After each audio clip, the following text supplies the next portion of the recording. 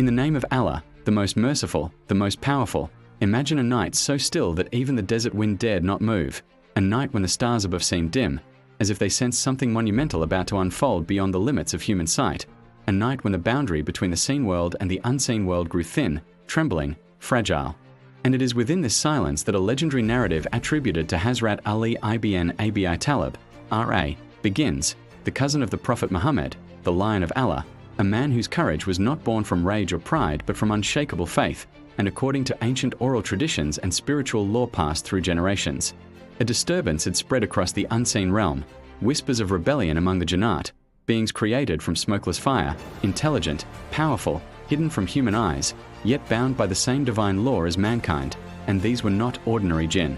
But a massive assembly said to number 20,000, a force united in arrogance, disrupting travelers, haunting desolate lands, and openly defying the command of Allah. And when word of this unrest reached Hazrat Ali, R.A., he did not react with fear, hesitation, or doubt, for fear cannot survive in a heart anchored into Akal. And instead he prepared not an army, not shields, or battalions, but only his sword Zulfikar and his complete trust in Allah, knowing that true strength does not come from numbers but from truth. And as he journeyed toward the desolate land where the unseen gathered, the atmosphere itself seemed to change, the air growing heavier, the silence deeper.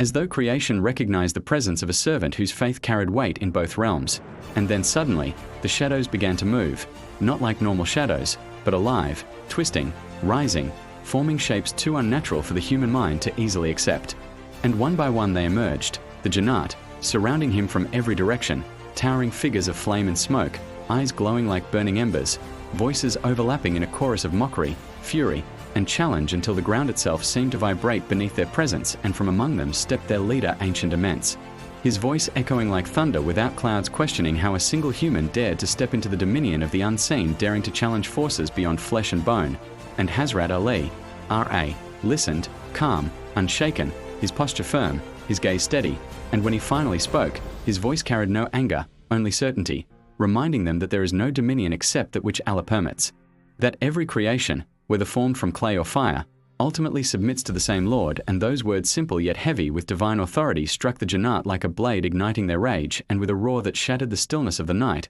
they attacked a wave of supernatural force rushing toward one man. Fire swirling, claws striking, wind screaming, yet Hazrat Ali, R.A., did not retreat, for faith does not step back from Fossard, and as the first Jinn lunged, Zulfikar moved flashing through the darkness, not merely cutting form but cutting arrogance itself, and with every strike it is said he invoked the name of Allah, transforming remembrance into a shield no flame could penetrate, and the battlefield became chaos beyond human understanding, sand melting under heat, the sky darkening, shadows clashing against light, and though they were many and he was one, the balance of power did not belong to numbers, it belonged to truth, and slowly, unbelievably, the Jannat began to falter.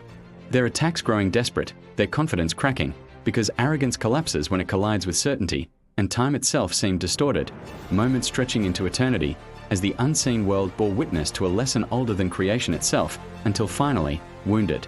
and humbled, the leader of the Jinn realized that this was not a battle they could win, not because they lacked strength, but because they were fighting against obedience itself, and in that realization, they withdrew, their voices fading from rage into submission, pleading for mercy, and Hazrat Ali, R.A., whose strength was matched by justice, did not seek destruction, for the goal of faith is not annihilation but balance, and he commanded them to cease their corruption, to return to their realm, to obey the law of Allah as they were created to do, warning them that rebellion against the Creator ends only in loss. And as those words were spoken, the unseen world fell silent, the shadows retreated, the fire dimmed, and the desert wind returned as if nothing had happened. And by dawn, there were no visible signs of battle, no scorched earth, no shattered stones, only a lingering stillness, a sense that something immense had passed through the night unseen. And whether this account is taken as literal history or powerful spiritual allegory, its message remains unchanged, that faith is not measured by physical might, that truth does not fear overwhelming odds, and that when a servant stands firm upon the remembrance of Allah, even 20,000 forces of the unseen cannot overpower a heart anchored in Iman. And this is why the name of Hazrat Ali, R.A., is not remembered only among humans, but is said to echo even within the unseen world, as a reminder that true power belongs not to fire or flesh, but to unwavering submission to Allah alone.